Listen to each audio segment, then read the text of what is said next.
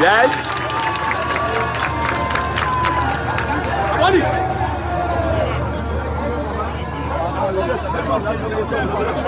Chập chập rồi đây là thôi là bố hả?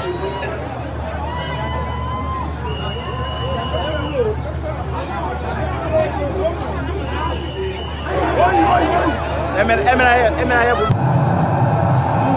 contrôle un petit peu raté là d'Agui Boucamara. Ouais, mais avec la pression, regardez, il va obtenir quelque chose. Orozco concède le corner de manière un petit peu inutile là, parce qu'il y avait beaucoup mieux à faire. Ouais, parce que là, il hésite à repartir vers l'intérieur. Techniquement, il n'est pas sûr. National dans ses premières minutes, une belle opportunité pour les partenaires de Morgan Guilabogui sur ce corner qui va être frappé par Agui Boucamara. Attention, on a Bucardi qui a été très attentif dans cette surface. Plus il y a le VAR. C'est parti pour Agui Boucamara, second poteau, ça a lobé tout le monde, y compris Mouktar Diakabi. Heureusement qu'il était au contact, Bikoro qui n'a pas laissé Diakabi. Un pressing haut qui se met en place. Silla est venu en aide à un autre Silla, c'est Sekou qui est venu donner un coup de main également avec son numéro 21. Ouais, mais on le voit du côté de la Guinée équatoriale, quand il ressort le ballon, il y a un milieu de terrain qui décroche et Akapo va très très haut offrir une solution sur le côté.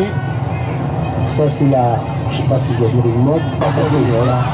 Et pourtant c'est lui, Salvador, qui est capable de donner ses bons ballons, qui est capable d'être buteur, il a déjà marqué dans ce tournoi.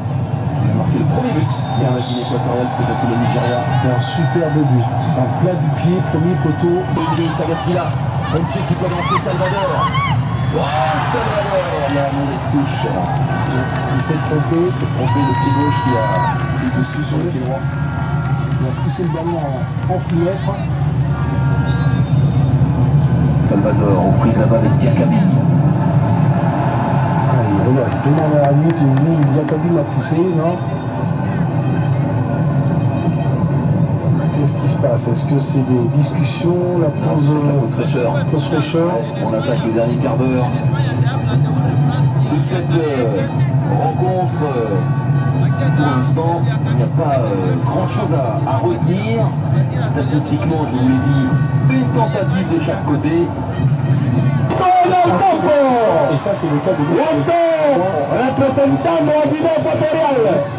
J'attends pas de chance. Là, on a l'impression que les équipes alors vont jauger, vont attendre et vont se dire penalty, glissade de l'adversaire. Mais nous, en tout cas, on attend la glissade de l'adversaire qu'on n'a pas provoquée. Le coup heureux qu'on n'aurait même pas à la limite mérité. Parce qu'on va même pas le chercher. Allez, c'est reparti. Et si vous voulez nous rejoindre, sachez que vous n'avez rien raté. Là c'est bien dit. Bikoro, Dong et corner. Si je devais mettre une pièce sur quelqu'un qui prendrait une équipe qui prendrait un petit peu plus de risques, même avant d'avoir écouté le discours de Kaba, c'était une pièce sur la Guinée équatoriale. Ouais. Un petit peu, avec les trois derrière qui cherchent les joueurs excentrés, oui, peut-être. Je vous suis sur ce coup-là, oui. On s'en redire un petit peu. Obtenir des coups de pied arrêtés. Un match fermé où il ne se passe pas grand-chose, c'est une possibilité pour trouver la faille, ce genre de phase statique, à 11 minutes de la fin du temps réglementaire de cette première période. Pablo Galette. Goal. C'est renvoyé par Janvier. Et on a vu sur ce qu'ils ont fait défensivement en seconde mi-temps, surtout face au Cameroun. Oui, c'était intéressant, c'était ce que demandait le jeu. Dans tous les sens ici, il va être averti. C'est pas loin, là c'est un avertissement verbal.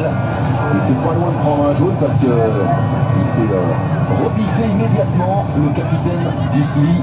Ouais, je trouve que ça aurait été sévère parce que... Avec Akapo, le centre de Galette qui était légèrement dévié et repoussé par Bayo. Bien joué. Bien joué, Boucamara. C'est inutile, c'est ce que nous dit son partenaire. Voilà, ce mauvais réflexe de Galette parce qu'il y avait un partenaire qui était Acapo qui était là en couverture.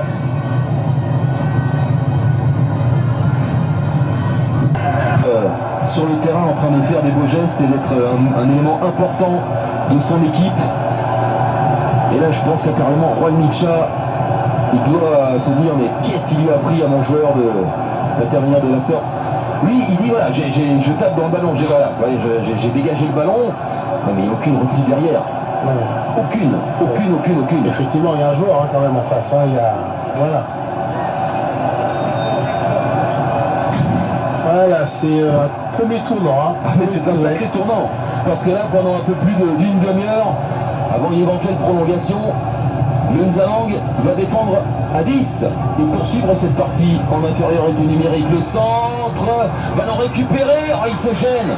Ils se sont gênés, Diakabi et Janvier.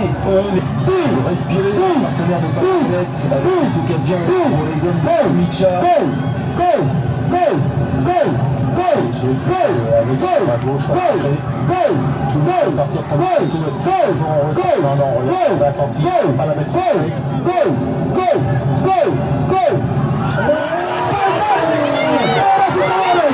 Ça va être revu évidemment. Ibaïdou Salvador au sol. Alors le jeu se poursuit, mais on le saura quand il sera arrêté dans un instant, si oui ou non l'assistance vidéo appellera Omar Artan. Mais il est tellement dans le mélo. Il a tellement l'habitude de plonger, de tomber alors qu'il n'y a pas faute. Il faut une image plus nette. À vitesse réelle, en tout cas, notre réaction commune a été de faire oui, c'est pas clair. C'est pas bon signe. C'est pas clair. Ouais.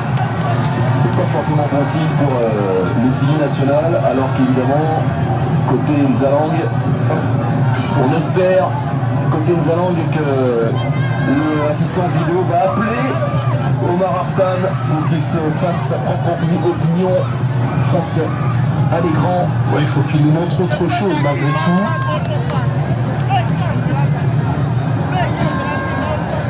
Mais il m'a l'air très calme l'arbitre, c'est bien déjà. Ça sert à rien de mettre la pression sur lui. Bien au contraire. Et on reprend sa respiration évidemment chez le Sili national. Personne ne sait, Personne ne sait, mais il y a beaucoup de crainte. Oui. Il y a beaucoup d'inquiétude. Là, de l'espoir d'un côté, de l'inquiétude de l'autre. C'est le second tour. Le Sili national, clairement.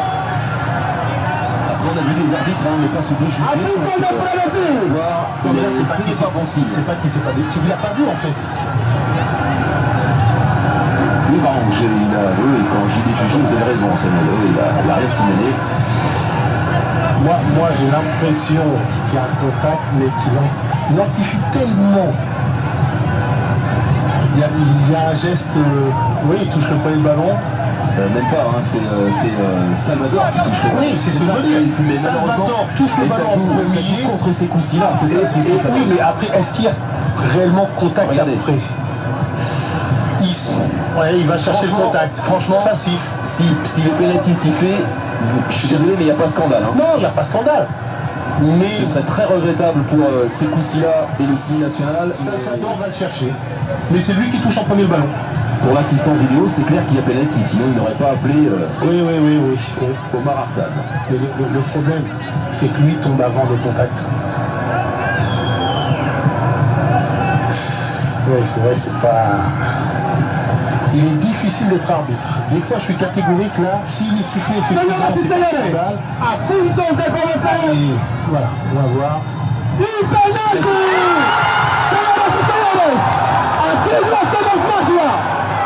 Alors attention, il est passé vite côté Sili national. Pour frapper ce penalty après le tour carton rouge de Bikoro. Voilà un autre tournant, cette maladresse de ces coups-ci-là sur Ibaïdou Salvador et le penalty aux grandes dames du Sili national. Ce qui est surprenant, c'est que Insue, vous vous souvenez que sa main gauche, quand on disait qu'il avait dit mets en retrait,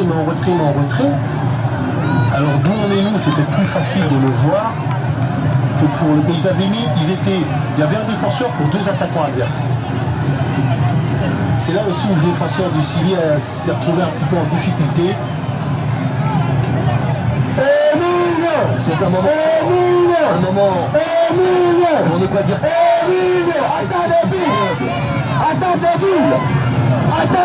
entre la Guinée équatoriale et la Guinée, entre le Nzalang et le Chili. De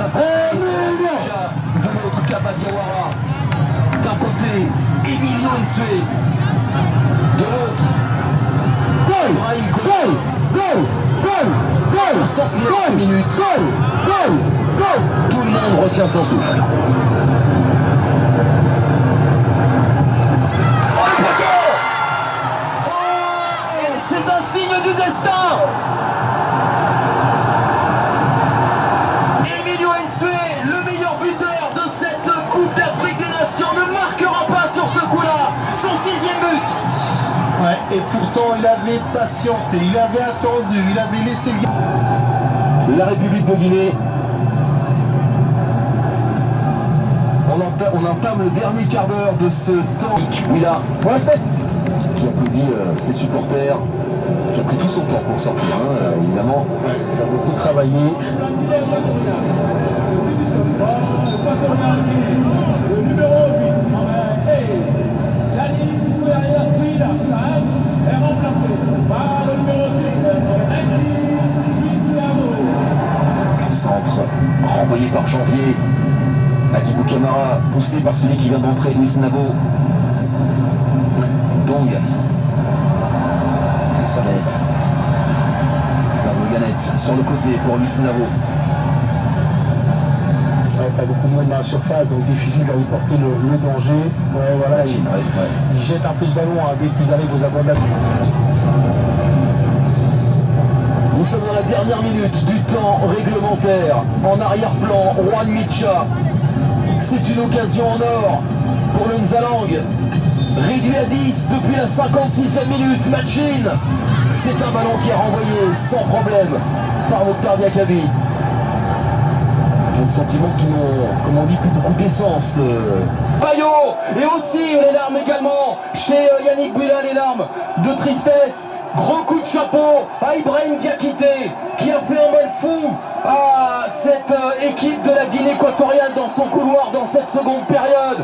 Emilio Nsue qui va ressasser longtemps, comme tous les Équato-Guinéens, ce pénalty raté qui aurait pu permettre à Basile Ndong et à Nzalang d'être en tête pour la première fois de cette compétition.